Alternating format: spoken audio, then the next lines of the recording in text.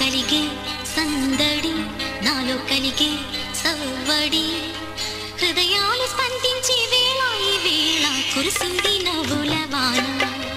వివాహ శుభ సమయాన నాలో కలిగే సందడి, నాలో కలిగే సవ్వడి, హృదయాలు స్పందించే వేళ ఈ వేళ కురిసింది నవ్వుల వాన.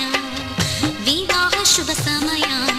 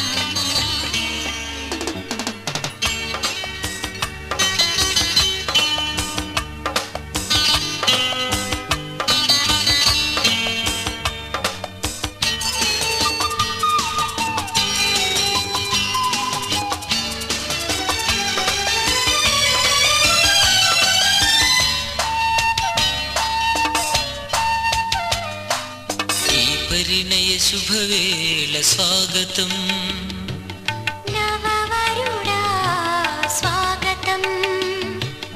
ఈ పరిణయ శుభవేళ స్వాగతం, నవవరుడా స్వాగతం.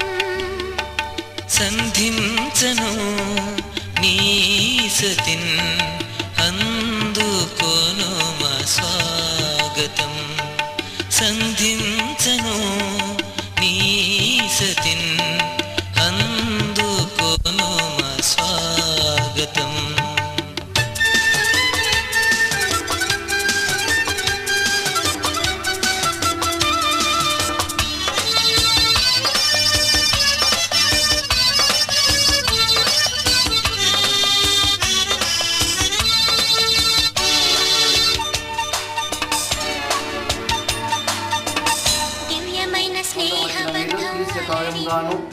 దేవుని బిడ్డగాను పరలోక రాజ్యములకు వారసులుగాను ముద్రింపబడినట్లు వీరికి పరిశుద్ధ బాప్తిజం ఇచ్చుటకు గాను కాబట్టి తండ్రి మహిమ వలన క్రీస్తు మృతుల నుండి ఎలాగూ లేపబడినో అలాగనే మనం కూడా నూతన పిలుపును మీరు విని ఉన్నారు కాబట్టి మీరు విశ్వాసను వెల్లడిపరిచి క్రీస్తు నామమున బాప్తిసం పొంది ఎలాగనగా మీరు పిలిచిన దేవుడు నమ్మదగిన వాడు, ఆయన మీలో ఒక సత్క్రియను ఆరంభించి యేసుక్రీస్తు దినం వరకు దాన్ని కొనసాగించుటకు ముగించును.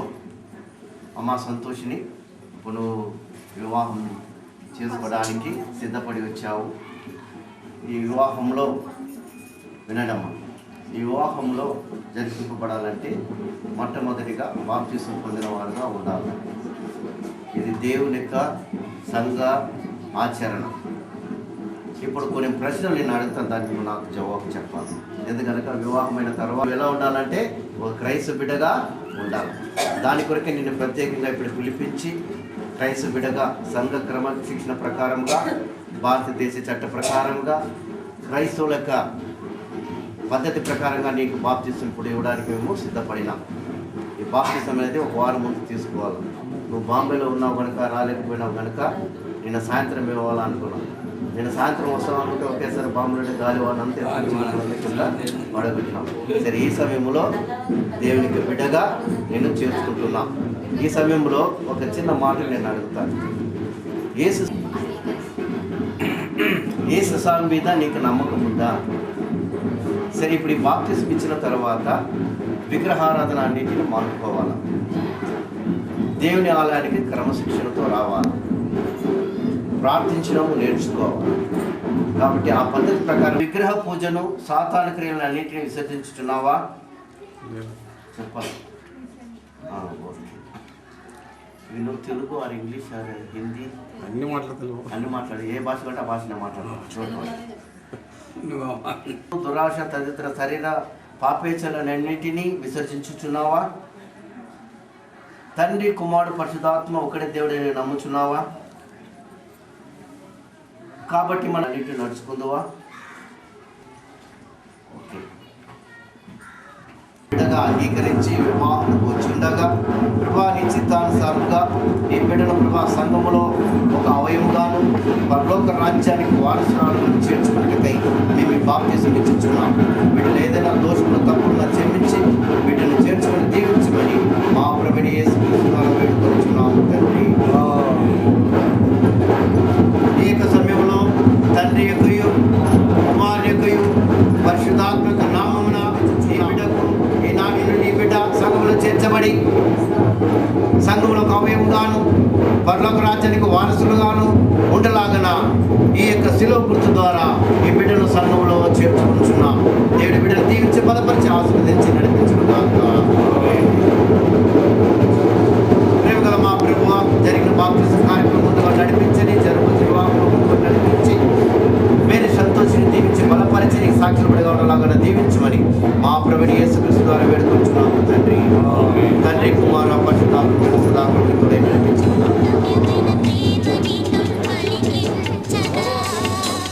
మరువక తండ్రి మాట మది నుంచగా, వరుడగు క్రీస్తు బాట పయనించగా, మరుమల్లెలు పలికాయి స్వాగతం, మరుమల్లెలు పలికాయి స్వాగతం. కలగాలని దీవెనలు స్వాగతం, కలగాలని దీవెనలు స్వాగతం.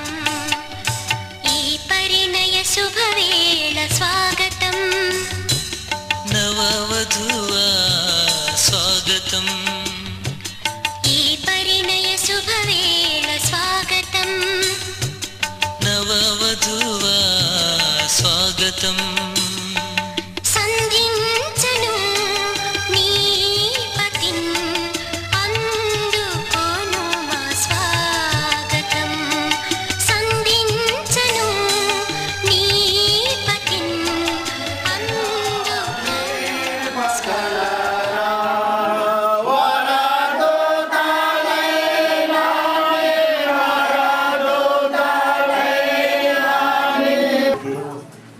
అమ్మాయి పెద్దలు ఉంటారా? మంచి సంతోషం. ఓకే, రండి.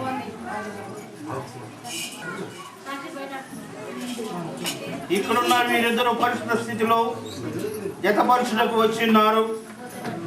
కానీ ఇక్కడ ఉన్న వారిలో ఎవరికైనా క్రైస్తవ సంఘక్షమనిచ్చిన బట్టి కానీ హేతు లేదైనా తెలిసి ఉన్న పక్షమున దానిని ఇప్పుడు వెల్లడి చేయవలెను. లేని ఇక మీదట ఎప్పటికీ కూడదని హేతువేదైనా మీలో ఎవరికైనా తెలిసిన పక్షమున దానిని ఇప్పుడు ఒప్పుకొనవలనని దేవుని సన్నిధానమున మీకు గట్టిగా ఆజ్ఞాపించుచున్నాను.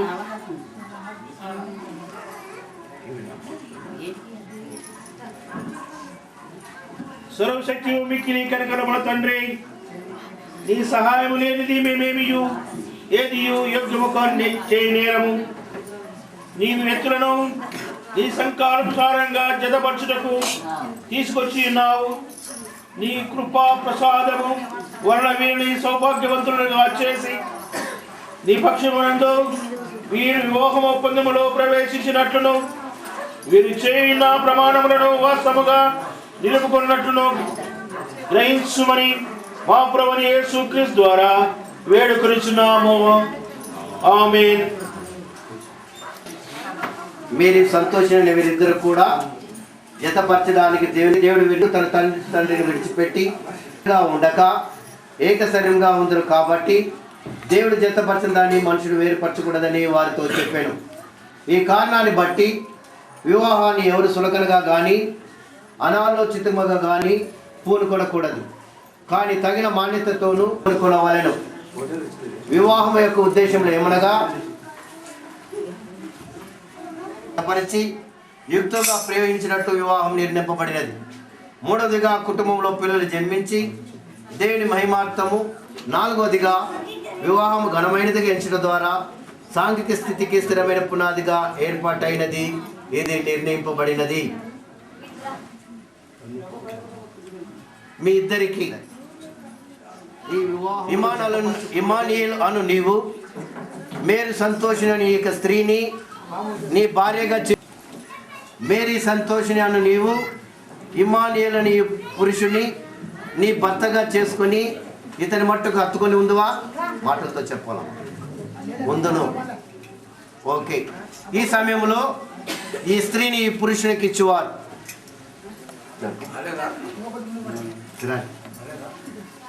అబ్రహాం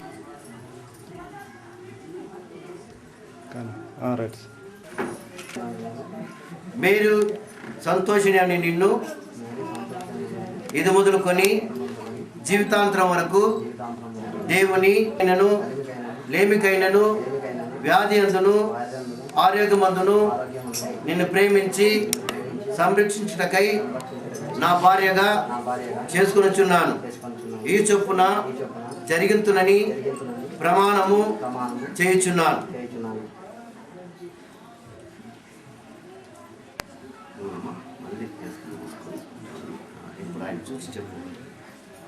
మేరీ సంతోషిని నిన్ను ఇది మొదలుకొని జీవితాంతం వరకు దేవుని పరిశుద్ధ నిర్ణయం చొప్పున మేలుకైనను కీడుకైనను కలిమికైనను లేమికైనను వ్యాధి అందును ఆరోగ్యమందును నిన్ను ప్రేమించి సంరక్షించి నీకు లోబడి ఉండుటకై నా భర్తగా చేసుకొనుచున్నాను. ఈ చొప్పున జరిగింతునని ప్రమాణము చేయుచున్నాను. దేవుడు మీ ప్రమాణమును విని ఉన్నాడు. వీటికి అన్నిటికీ మేమందరం కూడా సాక్షులము. మంగళసూత్రము.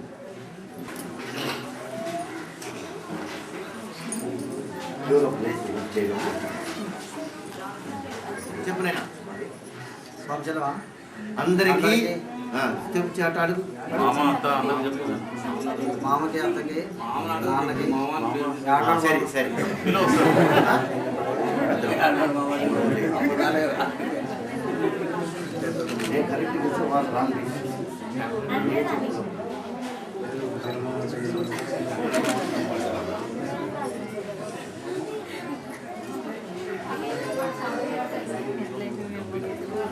दो घंटे मतलब मतलब నిదానికి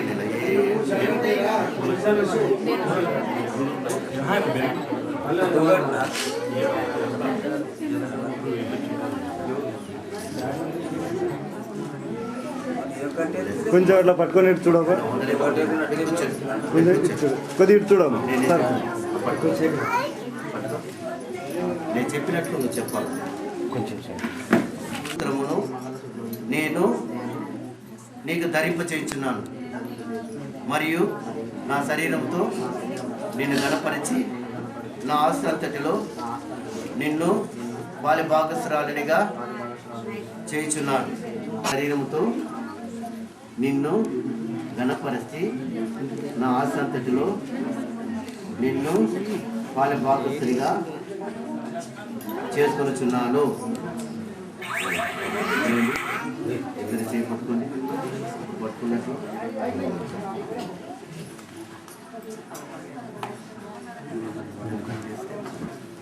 ప్రేమైన వారలారా, దేవుని యొక్క సమక్షమందును ఈ సభ ఎదుటను ఒకరికొకరు తమ ప్రమాణములు చేస్తున్నారు కనుక దేవుని యొక్క నిర్ణయం బట్టి, భారతదేశం చట్టం బట్టి వీరిద్దరు కూడా భార్య భర్తలని తండ్రి యొక్కయు కుమారుని యొక్కయు పరిశుద్ధాత్మ యొక్క నామమున ప్రకటన చేయించున్నాం.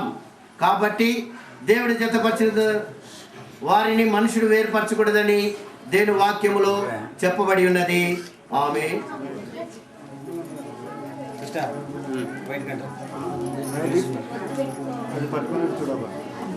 పట్టుకునే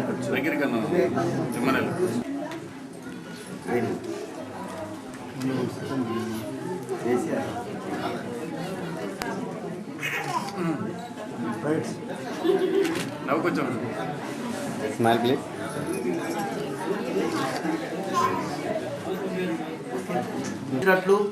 ఉభయుల మధ్య తాము చేసుకున్న నిబంధన ప్రమాణం తప్పక నెరవేర్చి నిలుపుకున్నట్లు మా ప్రభుని యేసుక్రీస్తు ద్వారా వేడుకొనుచున్నాము. ఆమేన్.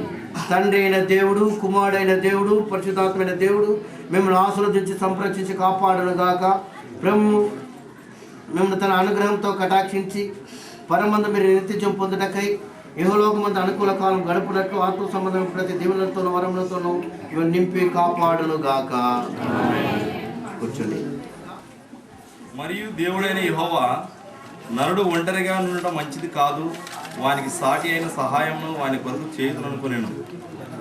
దేవుడైన యెహోవా ప్రతి ఆ ఎముకలలో ఒక ఎముక, నా మాంసములో మాంసము, ఇది నరులో నుండి తీయబడును కనుక నారి అనబడను.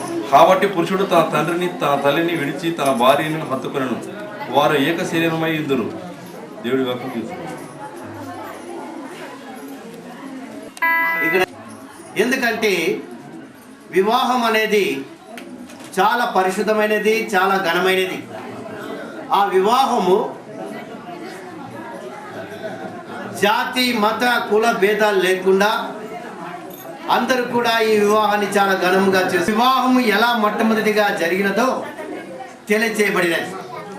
దయచేసి మీరు ఊరికే ఉన్నట్లయితే భూమిని, సూర్య చంద్ర నక్షత్రాలను, చెట్టు చేమలు చాలా చక్కగా ఉన్నాయి, వీటన్నిటిని చేశాను, ఇవి ఎవరికి ఇవ్వాలా అని ఆలోచన చేశాడంట. ఆయనకు ఒక ఆలోచన వచ్చింది, నా రూపంలో మానవుని చేయాలా అనుకున్నాడు. వెంటనే మట్టిని తీసుకొని ఒక బొమ్మను తయారు చేశాడంట. ఆ మట్టి బొమ్మ చూడడానికి అందంగా ఉన్నది కనుక వెంటనే ఆయన ఏం చేశాడంటే ఆ మట్టి బొమ్మ యొక్క నాసిక రంధ్రములో తన యొక్క ఆత్మను జీవమును ఊదాడంట. ఊదిన వెంటనే నరుడైపోయాడు, ఆది మానవుడైపోయాడు. అప్పుడు దేవుడు చూసి అన్నాడంట, నువ్వు మొట్టమొదటిగా నిర్మింపబడినావు కనుక నీ పేరు ఆదాము. నేను చేసిన ఈ సర్వ సృష్టికి నీవే చేసిన సృష్టిని చూచి మానవుని చూచి దేవుడు సంతోషించి వెళ్ళిపోయేవాడంట. ఒకసారి వచ్చాడంట దేవుడు ఆ మానవుని చూడడానికి. వస్తే ఆ మానవుడు ఎలా ఉన్నాడంట, దిగులుగా కూర్చొని ఉన్నాడంట. దేవుడు చూచాడంట, ఏం నేను జంతువులను పక్షులను అన్నిటినీ ఇతని హ్యాండ్ అవుట్ చేశాను కదా, ఇతని చేతికి ఇచ్చాను కదా, ఇతను చాలా దిగులుగా ఉన్నాడే, ఏమిటి విషయం అని చూస్తే పక్షులు, జంతువులు అరే నేను చేసిన మానవుడు ఒంటరిగా ఉన్నాడు, కాబట్టి ఇతనికి సాటి అయిన సహాయము అవసరం, ఇతనికి కూడా జత అవసరం. ఇతని జత చేయడానికి ఏం చేయాలని ఆలోచన చేశాడంట. పక్షులు తెచ్చే జత సరిపోతుందా? సరిపోదు. పక్షులు లేకపోతే జంతువులు తెస్తే సరిపోతుందా? ఏది కూడా సరిపోలా. వెంటనే దేవునికి ఒక ఆలోచన వచ్చిందంట. ఆ నరునికి గాఢ నిద్ర కలిగి చేశాడంట. అతను బాగా నిద్రపోతుంటే మెల్లగా అతని పక్కలో నుండి ఒక ఎముకను లాకేశాడంట. లాకేసి అక్కడ మాంసంతో పూజ చేసి ఆ ఎముకతో ఆ నరుని దగ్గరికి ఆ నరుడు చూచాడంట. చూచి అతనికి ఏమైపోయిందంటే చాలా సంతోషం అయిపోయిందంట. ఎలాంటి సంతోషం అంటే గంతులు వేస్తున్నాడు కదా, గంతులు పాటలు పాడుతున్నాడట. ఏమి పాడుతున్నాడు తెలిసిన? నా ఎముకలో ఎముక, నా మాంసంలో మాంసం, ఈ నరుని నుండి తీయబడింది కనుక ఎప్పటి నుంచి సంతోషం అంటే ఒక వారం నుంచి సంతోషం అంటే కేకలేస్తున్నాడు. వదులు పెద్ద సార్లు సంతోషం అయితే ఆమె బాంబే నుంచి ఆదోనికి వచ్చింది. ఏదో ఆమె బాగా వస్తుందని చూస్తే ఎలా వచ్చింది తెలుసా? ఆమె ప్రళయంతో వచ్చింది. ఎంత ప్రళయంతో వచ్చిందంటే గాలి వాన కదా, ఆమె కడక చూపించేసింది. కానీ ఆ గాలి వానికి ఏమైపోయిందంటే ఎక్కడ పదిరి పడిపోయింది, లైట్ పడిపోయింది. నేను అనుకున్నాడు ఇక్కడ భూ పెడతారు లేదా రాత్రి అందరికని. చూసిరా అప్పుడు సంతోషం చూసి ఎట్లా ఉంది అమ్మాయిని, నవ్వుతానే ఉంది. ఆ పులిచి నవ్వుందే ఇంతవరకు నవ్వు మానలే కదా. ఏమి మానేది కొంచెం ఏమైనా అనిద్దా ఆమె నవ్వు? ఇద్దరు చాలా అసాధ్యులు. రాత్రి చెప్పాను మీకు ఒక మాట.